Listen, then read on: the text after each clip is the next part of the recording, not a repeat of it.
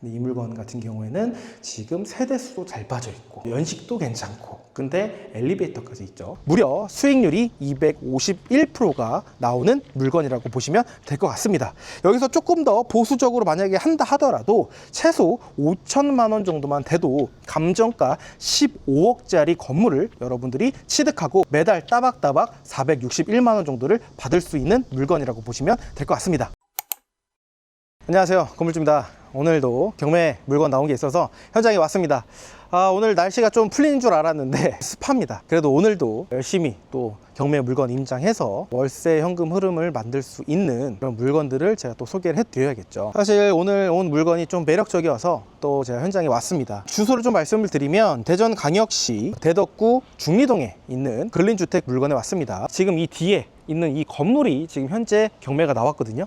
근데 일단 간판 이름이 너무 좋아요. 이룰이라. 뭔가를 하면 다 이루어질 것 같은 그런 건물입니다. 일단 물건 종별은 근린주택이긴 하지만 지금 외관으로도 느껴지시겠지만 1층 필로티 주차장이 없습니다. 그래서 이 물건 같은 경우에는 지금 근린 다중주택이다 라고 보시면 되는데, 일단 1층에 보면 여기 옆에처럼 뭐 마트가 있거나 상가가 있거나 이렇게 되어 있지는 않거든요. 왜 근린 다중주택인지 이런 부분들은 제가 건축물 대장을 좀 보고 설명을 드릴 건데요. 건축물 대장을 보게 되면 1층에 다중주택 사무실이 있고요, 그리고 공동치사장이 있습니다. 그리고 2층에는 다중주택 5호실, 그리고 3층에는 다중주택 5호실, 그리고 4층 같은 경우에는 제2종 근린생활시설 사무소가 있습니다. 1층에 근린상가가 있는 게 근린주택이라고 생각을 하시는데요, 실제로는 겉모습으로는 그냥 다중주택이지만 건축물 대장상에 4층이 사무소로 되어 있기 때문에 얘는 근린다중주택이라고 보시면 될 것 같습니다. 지금 건물 배경으로 촬영을 하고 있는데 차량과 좀 많은 분들이 좀 지나다녀 가지고 그냥 촬영 중에 위치를 바꿨습니다. 이 물건 같은 경우에는 사용 승인일이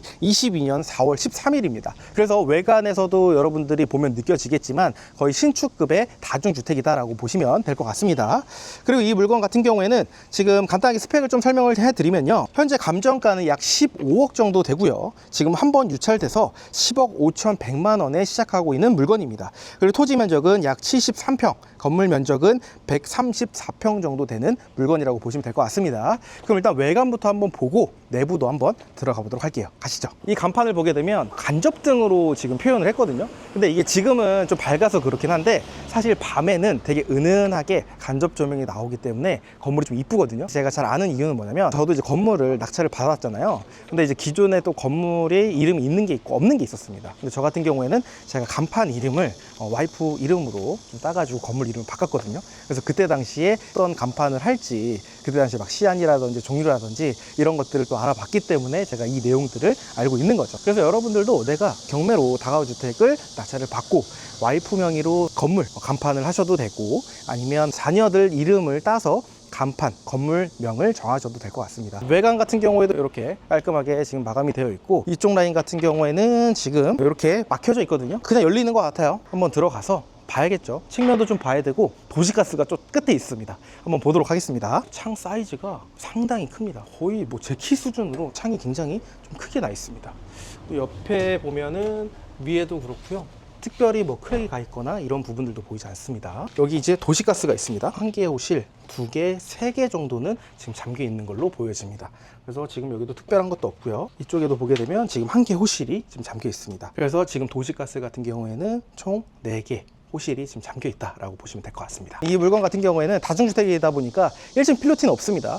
근데 이제 주차장은 건축물 대장상 세대로 나와 있어요. 그래서 지금 여기에 지금 주차장이 한 대 있고요, 근데 이쪽에 보니까 센스 있게 주인 세대 전용 주차구역이라고 표기를 해놨습니다.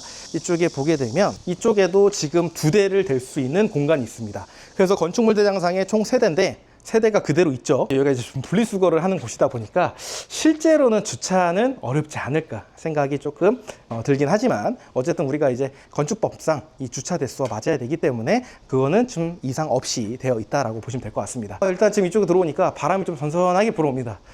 이제 좀 더위에서 좀 그래도 아예 여름은 좀 지나가지 않았나 생각은 듭니다. 분리수거 같은 경우도 보면 내용물이 거의 없어요. 지금도 관리업체에서 분리수거 관리를 해주고 계시는 것 같습니다. 천장 같은 경우에도 특별히 뭐 누수라든지 뭐 파손이 되어 있는 그런 부분들도 보이지 않습니다. 그리고 이쪽에도 도시가스가 있네요. 도시가스가 많습니다. 일단 지금 하나, 아까 저쪽에 4개였죠. 여기는 다 열려 있습니다. 그래서 5개 호실이 도시가스가 잠겨 있다라고 보시면 됩니다. 건물 건너편에 종합 건물 관리가 있어요. 지금 일단 해당 건물을 관리해주는 업체는 아닌 것 같은데 이게 바로 앞에 건물 관리가 또 있잖아요. 만약에 잘 하신다 그러면 이쪽에 이렇게 같이 하면 괜찮지 않을까. 이거 문제 있어요. 그럼 바로 문만 열면 건물이거든요. 건물 좀 잘해주시지 않을까 싶습니다. 우편함 쭉 보니까 1층부터 4개 호실, 201호 5개 호실, 301호부터 305호, 401호부터 403호입니다. 우편함으로 봤었을 때는 지금 17개의 호실이다라고 보면 될 것 같습니다. 그래서 뭐 물론 여기에는 이제 뭐 사무실이라든지 공동체사장이라든지 이런 것들이 섞여 있지만 안 봐도 뻔합니다. 대부분 다 주거용으로 또 이용하고 있기 때문에 17개의 호실이다라고 보시면 되고, 보통 이런 빌라, 다가구 주택 잘 모르시는 분들도 많아요. 특히나 요번에 제가 다가구 관련해서 세미나를 진행을 했었는데 설문지를 좀 받았거든요. 설문지 내용에 그 얘기가 있었어요. 빌라 같은 경우에는 201호, 202호를 내가 매입을 하게 되면 1가구 2주택인데 이 다가구 주택은 19가구까지 있을 수 있는데 이 건물을 취득을 하면 1가구 19주택인 줄 아셨대요. 근데 제가 영상에서 다가구 주택은 1가구 1주택이다 라고 얘기를 하셔가지고 다가구 주택에 관심을 많이 생겼다 라고 이렇게 얘기를 하시더라고요. 그래서 이렇게 17개 호실이 있다 하더라도 내가 무주택인 상태에서 취득을 하게 되면 다가구 주택 같은 경우에는 1가구 1주택에다가 임대소득의 비과세까지 또 받을 수 있기 때문에 다가구 주택 월세 현금 흐름에 관심을 가지시면 좋을 것 같습니다. 현관문도 지금 깔끔하게 잘 되어 있고요. 여기도 지금 잘 잠겨져 있는 것 같습니다. 내부에 들어왔습니다. 앞에 들어오자마자 디퓨저를 놓으셔가지고 디퓨저 향기가 쫙 나요. 그래서 뭐지? 이 경매 나온 물건에서 웬 디퓨저라고 생각은 일단 드는데 어쨌든 딱 들어왔을 때 냄새는 되게 좋습니다. 약간 달달한 사탕 냄새가 좀 납니다. 그리고 제가 깜짝 놀란 거는 이거 보세요. 층고가 엄청 높아요. 이렇게 높아요. 전 사실 다가구 주택에서도 1층 층고가 이렇게 높은 곳을 본 적이 없는데 다중주택에서 이렇게 지금 층고가 높은 곳은 처음 봅니다. 그래서 제가 아까 도시가스 옆으로 갔었을 때 창이 거의 제 키만 했잖아요. 그게 층고가 높아서 창도 되게 크게 빠질 수 있었던 것 같습니다. 그래서 일단은 지금 특별한 건 없는데 위에 부분들 타일 나쁘지 않습니다. 누수라든지 이런 흔적들, 바닥 같은 경우도 보이지 않는데 딱 여기 옆에 이쪽 라인이 타일이 지금 현재 깨져 있죠. 요거는 진짜 애기다, 애기. 그래서 요거는 어렵지 않다. 그리고 어떤 분은 그런 분들도 있더라고요. 임장 가니까 요걸 이제 수리하는데 비용을 들이기 싫은 거예요. 그럼 어떻게 해요? 여기다가 커튼 같은 거 하나 싹 달아요. 약간 그림 그려져 있는 거 있잖아요. 이런 식으로 해서 해놓으시는 경우도 있어요. 근데 그것보다는 이거 얼마 안 하기 때문에 타일 한번 시공하시면 좋을 것 같고요. 그리고 이쪽 같은 경우에는 지금 현재 누가 봐도 공실인 것 같죠. 그래서 현재 공실로 지금 유지가 되고 있는 것 같습니다. 그리고 이제 103호, 104호까지 있고요. 여기 같은 경우도 공실 같아요. 왜냐면 작년 11월 달에 등기가 왔는데 법원에서 아직까지 확인을 안 하셨습니다. 그리고 일단 전체적으로 층고가 높으니까 굉장히 좀 들어오자마자 쾌적한 느낌을 좀 주는 것 같아요. 그리고 이쪽에는 이제 계단 밑에 창고가 하나 있는 것 같습니다. 여기는 그냥 수도 계량기네요. 특별하게 확인을 해볼 필요는 없을 것 같아요. 엘리베이터가 있습니다. 일부러 마지막에 설명드리려고 말씀을 안 드렸는데 특히나 대전 다중주택 같은 경우 엘리베이터 없는 게 거의 대부분이에요. 근데 이 물건 같은 경우에는 지금 세대수도 잘 빠져 있고 연식도 괜찮고 근데 엘리베이터까지 있죠. 근데 이 엘리베이터 브랜드가 있을 때마다 제 개인적인 겁니다. 하도 많이 다니니까 이 브랜드를 놓은 데는 다 좋더라고요. 아마 제 영상 잘 보신 분 있겠지만 굉장히 좋습니다. 그래서 아마 이거 누르면 삑 소리 나고 막 약간 일본 느낌의 그쵸? 지금 여기는 이제 4층입니다. 여기 이제 401호, 402호가 있고요. 이쪽 라인으로 보시게 되면 403호가 있습니다. 4층 같은 경우에는 건축물 대장상 제2종 근린 생활시설로 되어 있었는데 누가 봐도 지금 주거용으로 이용하고 있는 모습입니다. 그래서 이 물건 같은 경우에는 지금 4층 3개 호실이 있는데요. 원룸 하나, 1.5룸 하나, 주인 세대가 하나가 있습니다. 그래서 아마 이쪽이 주인 세대로 지금 도면상으로 보여지니까 이런 부분들 여러분들이 참고하시면 될 것 같고요. 쭉 왔을 때 특이사항이 없어요. 일단 타일도 유광이 아니고 무광으로 좀 깔끔하게 마감을 다 해놓으셔가지고 지금까지는 1층 그 부분 말고는 이쪽에는 누수 흔적이라든지 이런 부분들은 보이지 않습니다. 일단 4층에 올라왔기 때문에 옥상도 한번 둘러보도록 하겠습니다. 약간 누수인가요? 약간 끼가 보이는데 일단 천장으로 봤었을 때는 뭐 누수 흔적들은 지금 안 보여요. 근데 이쪽에 보면 좀 하얗게 이렇게 있거든요. 이게 뭔지는 모르겠지만 살짝 의심은 됩니다. 이런 부분들이 있고 침대는 지금 옵션을 빼두신 것 같습니다. 옥상입니다. 옥상 올라왔는데 시원해요. 복도에 있으면 바람이 안 통하니까 너무 덥거든요. 습하고. 근데 지금 옥상에 올라오니까 바람도 잘 불고요. 일단 제일 기분 좋은 건 뭐예요? 방수가 되어 있잖아요. 근데 이런 부분들은 좀 보수를 좀 하셔야겠죠. 이런 부분들 보면 이렇게 되어 있습니다. 이런 부분들은 좀 보수를 좀 하셔야 될 것 같습니다. 그렇지만 뭐 이런 보수 같은 경우는 사실 전체적으로 다 하는 건 아니기 때문에 비용이 많이 들진 않거든요. 그래서 이런 부분들만 여러분들이 생각하시면 될 것 같고요. 요것 때문에 지금 당장 집안에 좀 누수가 있거나 이런 부분들은 없을 것 같긴 하지만, 여러분들이 이 물건을 입찰하실 계획이시라고 하면 반드시 여러분들이 탐문을 해서 집 안에 누수가 있는지 반드시 확인하신 다음에 입찰을 하셔야 됩니다. 그래서 이쪽 라인도 괜찮고요. 에어컨 실외기도 있고, 이쪽도 있네요. 생각보다 옥상이 크네요. 다중주택 치고는 좀 큰 것 같습니다. 이쪽 라인 같은 경우도 보면 부은 부분 여기가 좀 찢어진 데가 있어요. 그래서 요거는 보수할 때 같이 하시면 될 것 같고요. 이쪽 라인도 좀 의심이 돼요. 이렇게 좀 금이가 있어요. 크랙들이 좀 가 있기 때문에 이쪽 틈새 같은 경우도 방수할 때 같이 좀 작업을 좀 하시면 될 것 같습니다. 이외에 뭐 특이사항은 지금까지 보이지 않습니다. 뭐 옥상 일단 방수 기본적으로 잘 되어 있고, 부분적으로 좀 보수해야 될 부분들 한 3-4곳 정도 체크를 했기 때문에 3층도 한번 내려가 보도록 하겠습니다. 지금 내려오다 보니까 옥상에서 4층 내려온 쪽이 조금 누수기가 있습니다. 위에서 봤을 때는 없었거든요. 이쪽에서 좀 흐르는 건가 모르겠는데 이쪽에 조금 있습니다. 여기 흔적이 없어요. 바닥에 뭐가 떨어지거나 쌓여 있는 것들이 없어가지고 크게 문제가 될 것 같지는 않습니다. 여기는 이제 3층입니다 301호, 302호가 있고 이쪽 라인에 3개가 더 있습니다. 303호, 304호, 305호로 해서 3층은 5개 호실로 되어 있고요. 여기는 건축물 대장상에도 다중주택으로 표기가 되어 있습니다. 3층 같은 경우에는 원룸 2개 호실, 1.5룸 3개 호실로 구성이 되어 있습니다. 그리고 지금 3층에도 보면 뭐 타일이 깨져 있거나 뭐 누수라든지 크랙 부분들은 현재 보이지가 않습니다. 여기는 이제 2층입니다. 201호, 202호고요. 누가 여기 발로 찼나봐요. 발자국이 있는데 이거는 뭐 문제가 없고요. 여기도 뭐 타일 누수 흔적들 없고 바닥도 깨끗합니다. 이쪽 같은 경우에도 지금 3개 호실로 지금 되어 있습니다. 여기 같은 경우에는 택배는 와 있는데 한전은 지금 끊긴 것 같거든요. 그래서 아마 택배는 잘못 시키시고 아직까지 찾아가지 않지 않으셨을까 생각이 듭니다.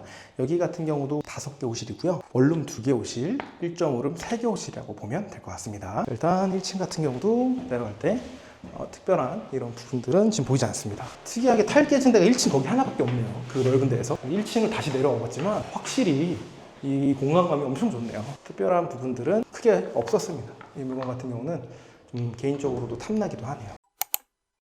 이 물건을 최종 정리해 보도록 하겠습니다. 일단 사건 번호는요 24 타경 121104 사건입니다. 주소는 대전광역시 대덕구 중리동 243-40번지고요. 물건 종별은 다가구 주택으로 되어 있습니다. 건축물 대장상으로 봤었을 때는 4층 제2종 근린생활시설이 있었고 1층, 2층, 3층이 다중주택이기 때문에 정확하게는 근린 다중주택의 물건이라고 보시면 됩니다. 현재 감정가는 약 15억이고요. 한번 유찰돼서 10억 5,100만 원에 시작하고 있는 물건입니다. 토지 면적은 74평이고요. 건물 면적은 134평입니다. 그리고 사용 승일은 22년도 4월 13일 날 중공된 물건이고요. 이 물건의 위치를 간단히 좀 설명해드리면요. 한남대학교까지 도보 약 5분에서 10분 거리에 위치하고 있고요. 그래서 이 대학생의 수요가 많이 있을 걸로 보여지는 물건입니다. 그리고 이제 교통이나 접근성으로 봤을 때는 도시철도 1호선 신탄진역, 대잔역과는 차량으로 10분, 15분 거리에 되어 있습니다. 이 인근에는 주변에 다양한 근린생활시설이 좀 밀집되어 있습니다. 그래서 음식점이나 뭐 마트,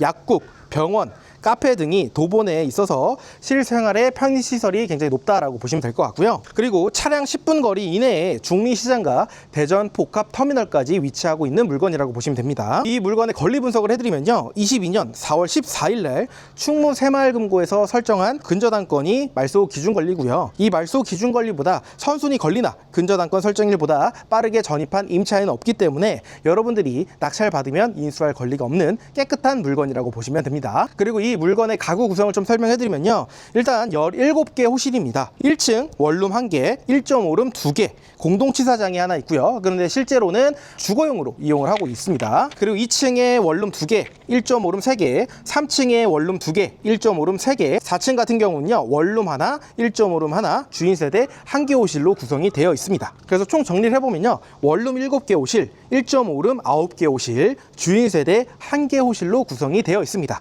그럼 월세 시세도 한번 파악을 해봐야겠죠. 원룸 22년에 준공된 물건이 500에 45만 원의 호가가 나와 있고요. 1.5룸 같은 경우에는 22년에 준공된 물건이 1000에 50만 원 정도가 나와 있습니다. 그리고 이제 주인 세대 같은 경우에는 기존 임차인 분께서 8000에 50만 원 정도가 되어 있습니다. 그래서 대략적으로 월세 좀 보수적으로 봤을 때는 한 1000에 85 정도면 충분히 나가지 않을까 생각해서 1000에 85만 원 정도로 잡아보도록 하겠습니다. 그렇게 해서 한번 정리를 해보면요, 원룸의 보증금은 3500에 315만 원, 1.5룸은 9000에 450만 원, 주인 세대는 1000에 85만 원입니다. 그래서 총 보증금과 월세를 함께를 해보니까 총 보증금은 1억 3,500만 원, 월세는 850만 원 정도가 세팅이 될 것으로 보여집니다. 물론 이거는 제가 호가 기준으로 설명을 드린 거기 때문에 여러분들이 반드시 입차를 하기 전에 실제로 임대를 놓을 수 있는 월세 수준을 계산해서 수익률을 계산하셔야 됩니다. 그리고 이제 최근에 인근 매각가율을 한번 봤습니다. 25년도 6월 달에 72%입니다. 거의 최저가에서 2%밖에 올라가지 않은 금액이기 때문에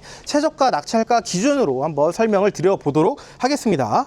그래서 최저가 낙찰가 기준으로 봤을 때는 대출 90%가 나올 것으로 보여지고요. 대출 90%면 약 9억 4,600만 원 정도가 나올 것으로 보여집니다. 근데 여기서 말씀을 드리고 싶은 게 있는데요. 내가 대출 90%는 너무 좋은데 9억 4,600만 원을 내가 대출을 받는다라는 게 이게 굉장히 좀 어려울 수 있습니다. 부담스러운 거죠. 내가 9억을, 내가 10억을 이렇게 생각할 수가 있어요. 근데 제가 계속 매번 영상 때마다 말씀을 드리지만 여러분들이 10억 대출을 받는 데 있어서 부담스러울 수 있어요. 그런데 이거를 지금 여러분들이 10억을 상환을 해야 된다는 게 아닙니다. 굉장히 많은 분들이 내가 이 건물을 결국에는 10억을 대출을 받았기 때문에 결국에 월세를 받아서 10억을 다 갚으려고 하면 얼마나 오래 걸릴까요? 이렇게 물어보면서 이거 언제 다 갚나요? 이렇게 얘기를 하시는데요. 이 대출 금액은요, 제가 갚는 게 아닙니다. 누가 갚냐고요? 매수인이 갚는 거라고 보시면 돼요. 이 대출을 끼고 매매를 하거든요. 대출은 승계가 되는 거기 때문에 이 10억 대출을 받는다고 해서 여러분들이 다 상환을 해야 되는 그런 부담스러운 금액은 아니라고 보시면 될 것 같습니다. 취득세는 약 5,200만 원이고요.